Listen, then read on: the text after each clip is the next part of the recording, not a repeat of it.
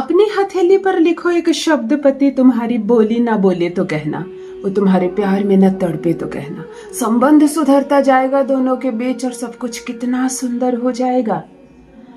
एक लड़की विवाह करके ससुराल आती है और उसकी एक नहीं चलती। उसको ये कहा जाता है बात बात पर कि ये तुम्हारा घर नहीं है, तुम्हारे नियम नहीं चलेंगे, तुम्हारी मनमानी नहीं चलेगी, तुम अपनी सारी बातें अपने घर में लगाना, ये मेरा घर है।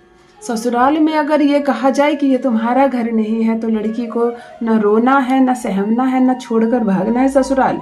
आंखें दिखाकर कहना कि यही मेरा घर है।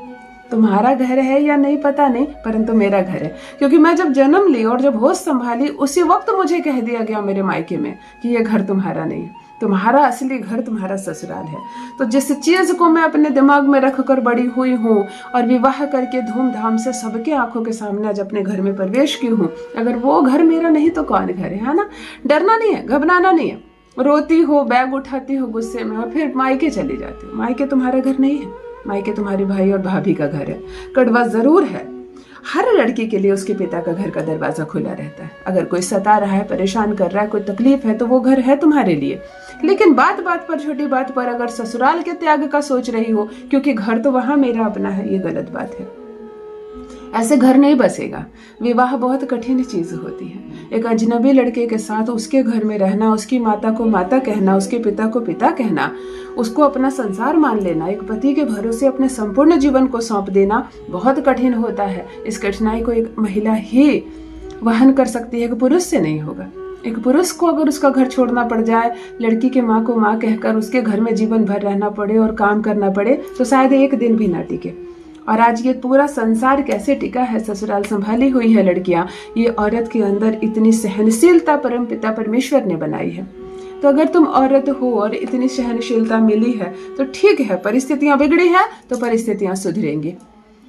अगर आपका पार्टनर आपकी बात ही नहीं सुनता, सबके लिए बहुत अच्छा है, वो एक बहुत अच्छा बेटा है। आधी रात को उसकी माँ पुकारे तो पहुंच जाता है, नींद का त्याग कर देता है। आधी रात को उसका मित्र कहीं से फोन कर दे और तो वो भाग जाता है तुरंत गाड़ी लेकर, है ना। परंतु तुम उसके सामने रोती हो, सिसकती हो, अपनी दुख की बात बताती हो, उस पर कोई असर नहीं होता, उसको कोई फर्क नहीं पड़ता। वो ना सुनना चाहता है, ना समझना चाहता है, ना तुम्हें समय देना चाहता है। कहीं ना कहीं तुम्हारा पार्टनर तुमसे प्रेम नहीं करता है, तुम्हारी इज्जत नहीं करता है और ससुराल में तुम्हारी वैल्यू नहीं देता। और अगर वो वैल्यू नहीं दे रहा है तो कहीं ना कहीं कोई तुम्हारी इज्जत नहीं करता। जिस लड़की का मान उसका पति ही नहीं रखता है, कोई और क्या रखे। तो अगर तुम्हारा पार्टनर तुमसे प्रेम से बात नहीं करता है, तुम दोनों के दिलों के बीच दूरियां बढ़ गई है, तलाक दे दूंगा मैं तुम्हें, तुम्हारे साथ नहीं रहना मुझे, तुम खूबसूरत नहीं हो, तुम पढ़ी लिखी नहीं हो, तुम अच्छा खाना नहीं बनाती हो, तुम मेरे लायक नहीं हो, इस तरह की बेकार की बातें कहकर इस रिश्ते को तोड़ना चाह रहा है, तब मेरी बहन ना डरना है, ना रोना है, ना सिसकना है और ना ससुराल छोड़ना है। करे बुद्ध का एक छोटा सा अद्भुत प्रयोग आज मैं एक चमत्कार बताने जा रही हूँ आपको। हथेली पर लिखो एक नाम अपने पार्टनर का, एक शब्द कहो और वो पीछे पीछे ना घूमे तो कहना। एक गिलास पानी भी पिएगा तुमसे पूछकर, कहीं जाएगा तुमसे पूछकर, कहीं से आएगा तुम्हें बताएगा, पैसे कमा कर लाएगा तुम्हारे हाथ में देगा। बस इतनी तो ख्वाहिश है तुम्हारी, बस इतनी से तो ख्वाहिश है तुम्हारी कि तुम्हारा पार्टनर तुम्हारा कहना माने, तुमसे बात करे, ससुराल में तुम्हारा मान सम्मान बढ़े। तो चलो करते हैं तुम्हारी ये ख्वाहिश पूरी और तुम्हारा पार्टनर होगा तुम्हारे वश में। जान दीजिए प्रथम मैं कौन हूँ। नमस्कार मित्रों, मैं हूँ खुशबू सिंह। बहुत स्वागत, बहुत अभिनंदन आप सबका हमारे चैनल ज्योतिष ज्ञान में। कैसे हैं आप और घर में सब कैसे हैं? मेरे कमेंट सेक्शन में जय माता दी, हर हर महादेव अवश्य लिखें, अपनी खैरियत मुझे जरूर बताएं। पढ़ती हूँ हाथ की रेखाएं, पढ़ती हूँ जन्म कुंडली और आप कुछ ना कहें तो आपका चेहरा भी पढ़ लेती हूँ। करम है, कृपा है ऊपर वाले की, प्रेम है आप सबका। जुड़िए ज्योतिष ज्ञान चैनल से। जो भी नए भाई बहन चैनल पर पहली बार आए हो, मेरी वीडियो को पहली बार देख रहे हो, मुझसे प्रथम बार मिल रहे हो, चैनल से जुड़िए, सब्सक्राइब कीजिए, मेरे परिवार का हिस्सा बनिए। दिल नहीं टूटने दूंगी, एक भी घर नहीं टूटने दूंगी। कितनी भी परिस्थिति खराब हो गई हो, केवल टिक कर रहना ससुराल में। मैं बताऊंगी जो उपाय, इसी ससुराल में राज न करो तो कहना। एक लड़की को अपने ससुराल में राज करना चाहिए। तो तुम राजकुमारी अपने घर की थी और यहाँ की महारानी हो, ऐसे थॉट्स रखना मन में। मैं नौकरानी हूँ, मेरी कोई इज्जत नहीं है, ये मेरा घर नहीं है, यहाँ मुझे कोई पूछता नहीं है, यहाँ मेरी कोई इज्जत नहीं करता, ये सब कहकर रोना बंद करो। यहाँ सब पराये लोग हैं जिसे एक विवाह के बंधन से अपना बनाया गया है। तो ऐसे रातों रात कोई अपना आपका नहीं हो जाएगा। थोड़ा सा प्रयास आप करेंगे और बाकी प्रयास करेगा मेरा बताया एक उपाय, और इसी घर में राज करोगे, इसी घर में राज करोगे।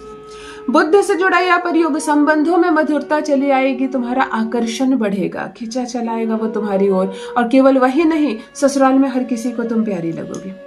इसी ससुराल में हर किसी को तुम प्यारी लगोगी, हर कोई तुमको पसंद करेगा, प्यार करेगा, तुमसे बात करना चाहेगा, तुम्हारे पास रहना चाहेगा।